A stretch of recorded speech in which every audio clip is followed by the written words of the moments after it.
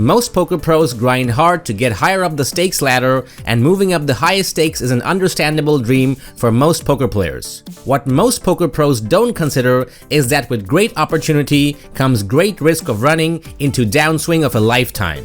Downswings in poker are inevitable, and the higher you go, the harder they can hit you. Here are the 10 biggest downswings in online poker history.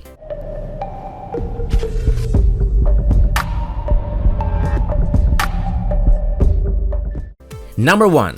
Phil Galfond. Since starting to play all-in cash games in 2007, Phil Galfond, aka OMG Clay Aiken, has earned more than $8 million. The worst dip of his career occurred at the start of 2011 when a new game, 2-7 Triple Draw, arrived in the market. At the time, Phil Galfond figured that the best way to learn the game was to jump straight into 1500, 3000, 2-7 Triple Draw game. This choice ultimately cost him roughly $2.5 million. Despite the massive loss, Phil bounced back fast, winning $2 million at the tables shortly before Black Friday. Number 2. D-Dang. D-Dang, aka You're in Danger, and his brother Hax Dang, aka Trex313, are two of the most successful high-stakes players, winning millions of dollars against the most difficult online opposition. Both brothers never sought much attention, but D-Dang became the more well-known of the two owing to his outstanding performance. Despite being one of the most consistent high-stakes player ever, even D-Dang couldn't avoid a massive downswing of $2.6 million in the beginning of 2009. That did not seem to faze him for a moment though, as he countered that downswing with a strong rebound, just as he did with two more million-dollar downswings in the following years. In 2011, D-Dang started a restaurant in Northern Virginia and has been focused on his growing business ever since, with little time left for poker. Number 3. Ben Sulsky. With approximately $4 million in gains, Ben Sulsky, aka Sauce1234, was the biggest winner at the high-stakes tables in 2012. However, he had a very bad start to 2013, roughly losing $3 million between January and March of 2013. Many professionals interpreted Ben's decline as a result of the players he had to deal with in 2013. Gus Hansen provided the majority of Ben's income in 2012, but at the start of 2013, he was up against likes of Tom Dwan, Phil Ivey, Patrik Antonius, and other top players. He seemed to have been simply overwhelmed by the competitors, culminating in his massive loss. Number 4. Patrik Antonius. Patrik Antonius earned over $9 million at Full Tilt Poker in 2009, making him that year's highest earner. However, everything seems to be going wrong for the Finnish pro at the start of 2010. Patrik's losses for that year had been nearly $4 million by March of 2010.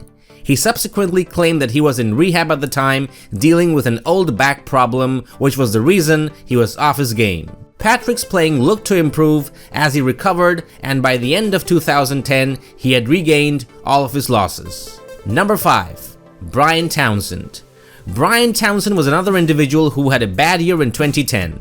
By June, Brian was down more than $2.5 million and chose to resign as a member of Full Tilt's Red Pros and the lead instructor for card runners. After the announcement, Townsend switched back to his original account on Full Tilt Poker and proceeded to lose another $2 million. Unlike Patrik Antonius, this downswing seemed to have completely crushed Brian Townsend as he ended 2010 as the biggest loser at the high-stakes tables, and he has not been seen playing much since. Before we continue with this video, give me 20 seconds to let you know that for a limited time, one of Bluff the Spot's coaches, Jimmy Durade, is giving away his guide on how to crush your opponents in 3-bet pots for free. If you're serious about your poker game and want to develop an unfair advantage over your opponents pre-flop and understand how pros really make their pre-flop decisions, I strongly recommend you check it out. The link is in the description. Number 6. Ilari Sahamies. Being the super aggressive player that he is, as well as playing drunk a lot of the time, it is no surprise that Ilari Sahamies, aka Zygmunt, has experienced multiple million-dollar swings in his career. The biggest downswing came after he hit a high point in his online results in 2010 when his lifetime earnings topped to almost $7 million. After that, however, it was all downhill for Zygmunt as he went on to lose all of his profits he gained since he started playing online in early 2007. By the time Black Friday rolled around, Zygmunt's lifetime earnings stood at just under $1 million, completing an almost $6 million downswing. Number 7. Phil Ivey.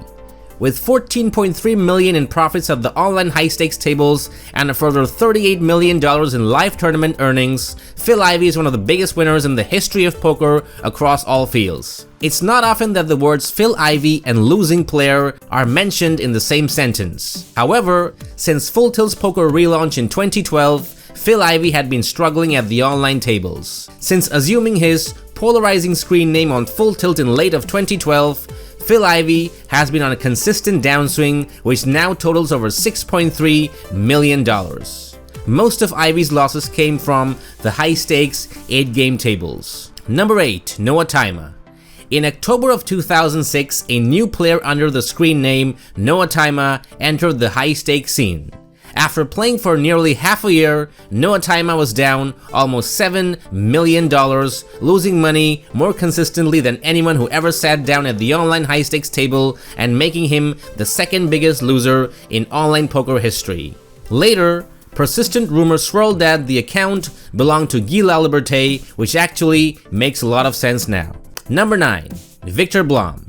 Viktor Blom, aka Isildur1, made a name for himself in less than a few weeks when he came out of nowhere and won nearly $7 million at Full Tilt's high-stakes tables. However, it wasn't long before the pros were lining up for a piece of the action against Viktor. The first pros to take a bite out of Viktor were Patrik Antonius, Ilari Sahamies, and Cole South. Each of them won approximately $1 million from Viktor. After a few days, Viktor hit the tables again. At first, his day started out pretty good as his winnings reached nearly $2 million, but then the day turned really ugly. After losing back some of his winnings for the day, Viktor sat down to play Brian Hastings, who destroyed him for $4.2 million, the biggest single-day loss in online poker history till date. Check the description for the detailed video of the downfall of Isildur1. And lastly, number 10, Gus Hansen. While Gus Hansen may have had a lot of success playing live poker,